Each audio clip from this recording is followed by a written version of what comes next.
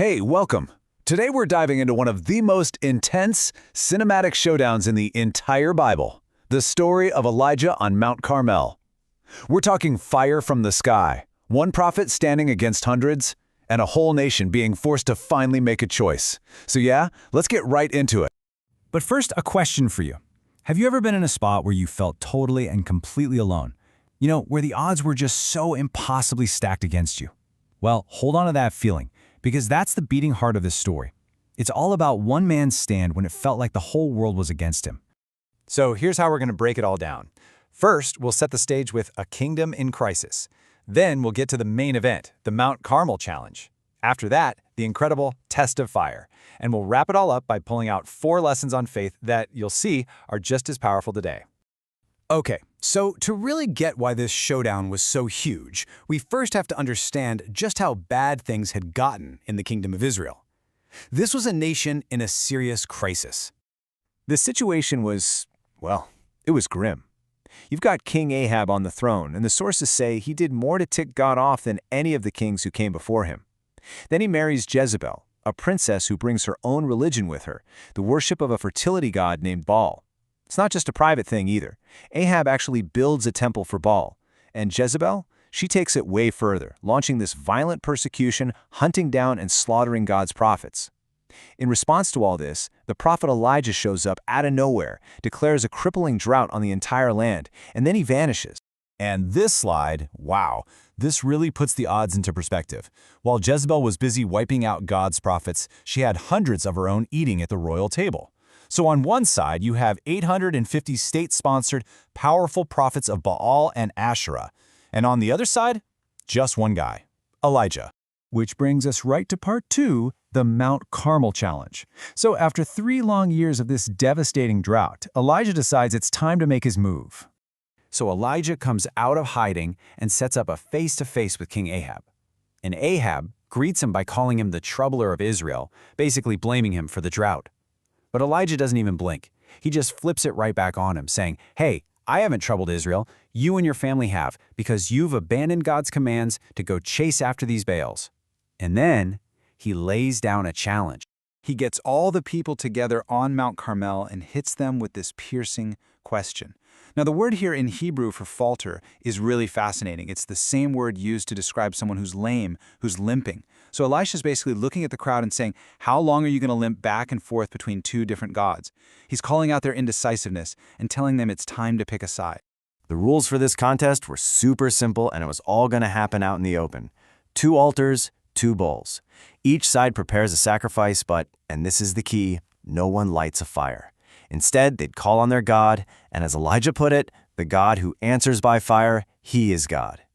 The people loved the idea. The stage was set. And now for part 3, the test of fire. Okay, this is it. This is where the tension just goes through the roof. So the prophets of Baal go first. They start calling on their God in the morning. Nothing. They keep going till noon. Still nothing. So they start shouting, dancing, getting wild. And this is when Elijah starts to taunt them. He's like, hey, shout louder. Maybe he's meditating. Or maybe he stepped out for a minute. Or he's on a trip. Maybe he's sleeping, and you've got to wake him up. This just whips him into a bigger frenzy, and they start doing what was apparently their custom, slashing themselves with swords and spears until they're covered in blood. And after all of that, hours of shouting, dancing, bleeding, what happened? Zilch. Just total, complete, deafening silence. It was like their God wasn't even there. Then it's Elijah's turn, and the contrast couldn't be more extreme. Instead of chaos, you get calm, deliberate preparation. He repairs the Lord's old, broken-down altar using 12 stones, a really powerful symbol for the 12 tribes of Israel. And then he does something that must have made everyone's jaw drop. He has them drench the sacrifice and the wood with water, not just once, but 3 times, until the whole thing is soaked and the trench around it is completely full of water. He's making a miracle seem totally, utterly impossible. I mean, the contrast here is just night and day. On one side, you've got hours of frantic, desperate, self-harming effort. On the other side, Elijah just steps up and offers this simple, quiet prayer. It's only 63 words long, and the prayer isn't even about him. It's about God showing everyone who he is so that the people will finally turn their hearts back to him. And then it happens. Fire. It falls from heaven. But this fire doesn't just burn up the sacrifice, it incinerates everything. The wood, the heavy stones of the altar, the dirt beneath it. It even licks up every last drop of water in the trench.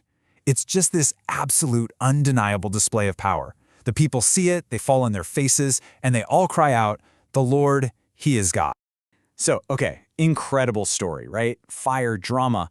But what's the point? Why does the story still get told thousands of years later? That brings us to our final section, 4 lessons on faith, and why this whole showdown still has so much to say to us today. So the sources really distill the events on Mount Carmel into 4 huge takeaways. We've got the lessons of inequality, emotion, exclusivity, and expectation. Let's quickly break each of those down. First up, the lesson of inequality. You know that popular idea that all religions are basically the same, just different roads leading to the top of the same mountain? Well, this story completely torches that idea. The whole point of the contest was to draw a sharp line in the sand, to prove one was real and the other, well, wasn't. Second, the lesson of emotion. Let's be clear, the prophets of Baal weren't faking it. They were passionate, they were zealous, they were completely sincere in what they believed. They gave it everything they had. But as Mount Carmel showed pretty dramatically, you can be absolutely sincere and be sincerely wrong. Passion and sincerity by themselves aren't a guarantee of truth. And this leads to maybe the most critical point of all, the lesson of exclusivity. This story suggests that just having faith isn't the point. What matters, what makes all the difference, is the object of your faith. I mean, the prophets of Baal had a lot of faith, but it was worthless because the thing they had faith in, Baal, was worthless. The power isn't in your believing. It's in who or what you're believing. And finally, the lesson of expectation. A faith that can't actually provide real hope or help when things get tough, what good is it really? Elijah's faith held him up when he was outnumbered 850 to 1 and his life was on the line. He trusted in a God who wasn't just some abstract idea, but who was real, alive, and could actually do something. And that kind of leaves us with a final question to chew on. Elijah called out the people for trying to serve both God and Baal. Now, today, most of us aren't bowing down to stone statues, but the sources point out that things like our career, our success, how popular we are, or financial security, those things can easily become modern-day idols that demand our ultimate loyalty. So, it's worth asking, what's competing for yours?